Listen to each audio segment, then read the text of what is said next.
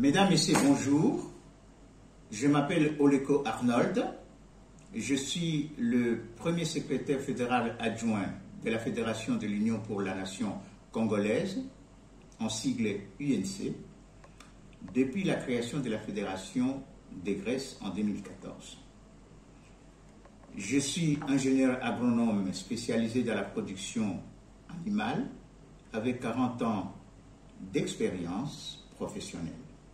Je suis pensionné, marié et père de 4 beaux enfants que je salue en passant. En ce qui concerne l'université de l'été qui va se passer en France, j'ai essayé de donner mes idées sur la stratégie de l'UNC en 2023, intitulée « Objectif 150 députés ». Bien entendu, le point que j'ai choisi, le premier, c'est la communication politique.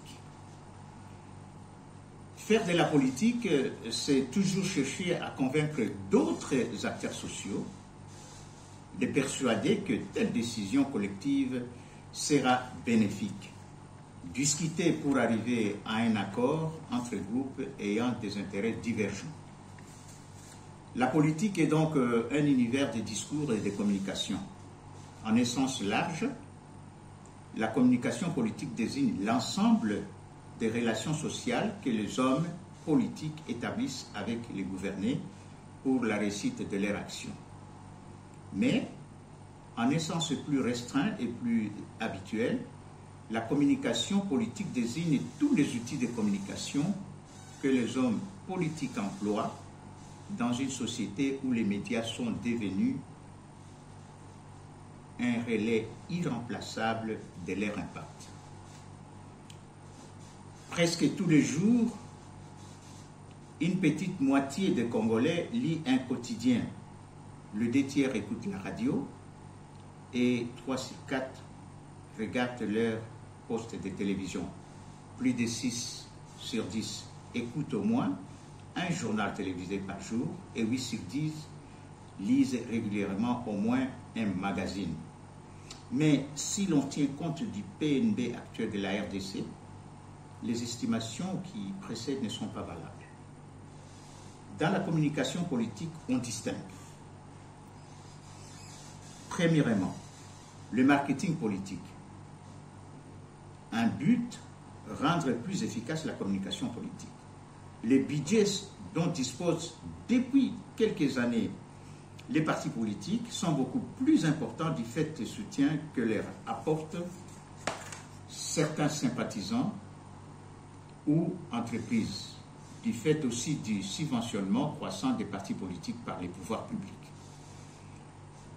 Ceci leur permet de faire davantage appel aux techniques du marketing politique à un moment où le militantisme et les bénévolats politiques sont en crise. Mais il est difficile d'établir l'efficacité des messages publicitaires politiques. Le pouvoir public croit que son utilisation entraîne les inégalités entre candidats et crée une tentation de rechercher des financements par des moyens douteux. Deuxième point, la manipulation du citoyen. Les opinions politiques sont trop ancrées pour que la publicité puisse nettement les influencer. L'opinion n'est pas facilement manipulable et n'est pas non plus versatile. Devant les messages de publicité politique, chaque individu a des moyens de résistance et ne se laisse pas facilement convaincre. En fait, chacun se construit ses attitudes politiques dans la durée à partir de sa socialisation familiale et des expériences de la jeunesse qu'elle a connue. Cette attitude construite ne se modifie que lentement. La publicité politique n'est qu'un message parmi beaucoup d'autres. Seul, il a peu de chances d'être efficace. La publicité ne fera pas voter à gauche un électeur de droite, ou réciproquement, bien sûr. Certains électeurs n'ont pas une structuration politique forte et peuvent se trouver indécis à la veille d'un scrutin. C'est ce segment de la population que les campagnes électorales chercheront à convaincre en priorité. Mais c'est aussi le plus difficile à toucher, car les indécis sont souvent peu intéressés par la politique et sont donc peu réceptifs au message d'une campagne électorale. Le troisième petit point, ce sont les effets des campagnes électorales. Mobiliser les convaincus et tenter de convaincre les indécis. Les campagnes électorales sont des temps forts de la vie politique, utilisant des moyens diversifiés, de la profession de foi aux affiches et aux journaux, du meeting local animé par un leader national, aux émissions politiques télévisées dans le cadre de la campagne officielle ou des émissions politiques habituelles, etc.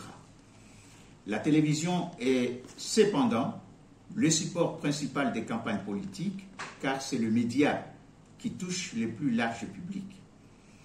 La campagne est donc un temps intense de débat politique dans lequel chaque acteur essaie de faire prévaloir ses priorités et ses objectifs. Les enjeux principaux d'une campagne, ceux qui sont au centre du débat public, sont la résultante du jeu de pouvoir entre les acteurs, forces politiques, groupes de pression, journalistes, différents groupes sociaux.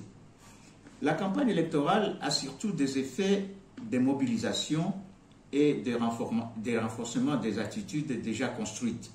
Elle conforte dans leur orientation les électeurs et leur fait reprendre conscience de leurs valeurs politiques. Mais elle ne bouleverse pas complètement l'état de l'opinion et les intentions de vote à la veille de la campagne. La mobilisation des indécis est toujours un processus incertain. Pour essayer d'y parvenir, les forces politiques adoucissent leur discours et essaient de lui donner une tonalité peu politisée et plutôt consensuelle, au risque de déconcerter le déjà convaincu. Tel est le dilemme des partis en campagne. Comment ratisser large sans désespérer les fidèles? Maintenant, je passe aux difficultés pour l'UNC, notre parti. Pour faire face aux dépenses entraînées par ces activités, le parti doit disposer de moyens financiers. Ceux-ci peuvent provenir des membres du parti, des personnes ou des groupes extérieurs au parti et aussi de l'État congolais. Les ressources traditionnelles sont toujours insuffisantes face au coût de la vie politique. Pour remédier aux dérives qui en ont résulté, un financement partiel par l'État a été instauré. En RDC, beaucoup de questions politiques sont d'actualité. Les Congolais ont-ils confiance dans leur parti? Quelle image en ont-ils? Se sentent-ils bien représentés par eux? Et ont-ils envie de s'y engager? La méfiance est traditionnelle. Chez les électeurs règne un individualisme traditionnel et un refus de l'embrigadement.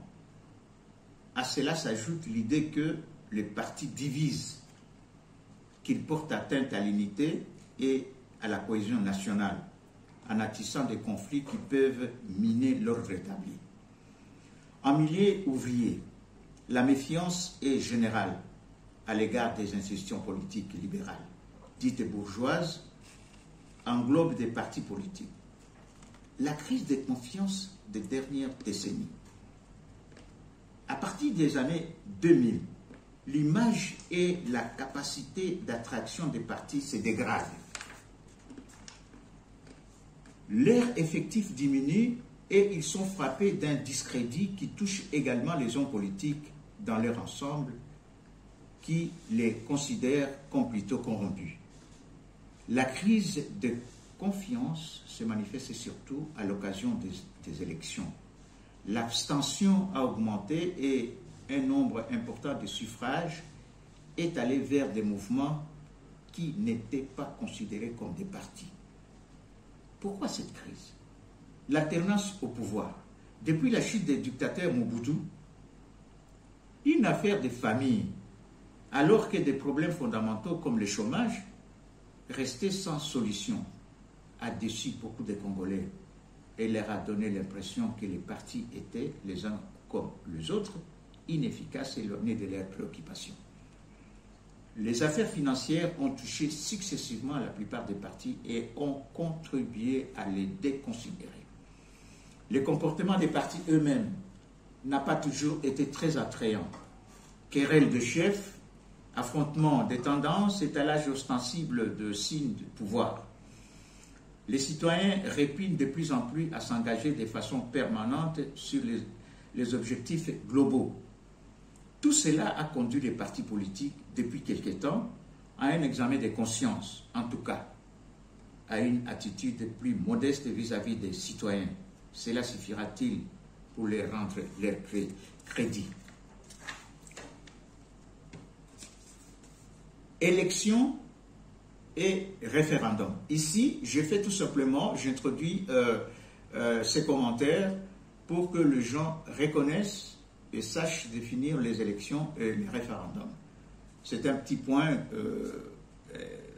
que j'ai jugé bon de le mettre dans les textes. Les élections sont